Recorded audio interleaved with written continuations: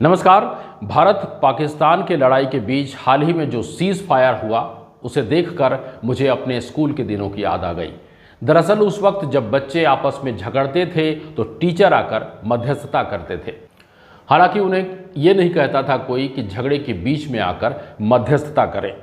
फिर टीचर की डांट डपट से डर कर बच्चे झगड़ना छोड़ देते थे और पुनः बातचीत में लग जाते थे। ठीक ऐसा ही भारत पाकिस्तान के बीच झगड़े में देखने को मिला। उम्मीद की जा रही थी कि इस बार पीओके भारत जरूर हथियार लेगा और जैसा कि प्रधानमंत्री जी ने कहा था कि हमलावरों को मिट्टी में मिला दिया जाएगा, मगर ऐसा कुछ नहीं हुआ। अब आतंकियों की बची खुची जमीन को भी मिट्टी में मिलाने का समय आ गया है।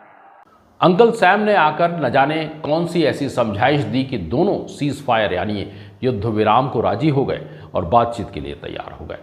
बड़ा सवाल ये उठता है कि ये अंकल सैम कैसे दोनों के बीच में आ गए जो कहते थे it's none of our business.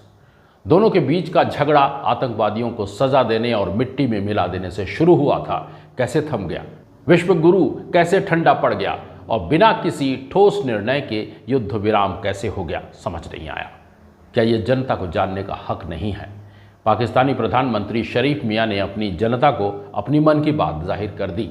उम्मीद है भारत के प्रधानमंत्री इस बार अपनी मन की बात में जरूरी बात जनता को बताएंगे।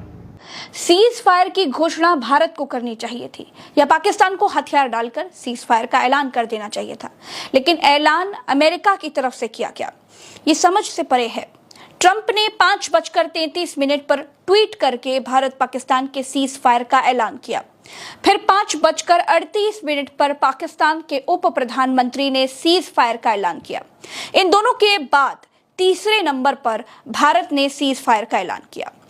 इस मामले में चौधरी भारत को बनना चाहिए था, बना अमेरिका। ऐसा क्यों हुआ, किसी को भी समझ में नहीं आया।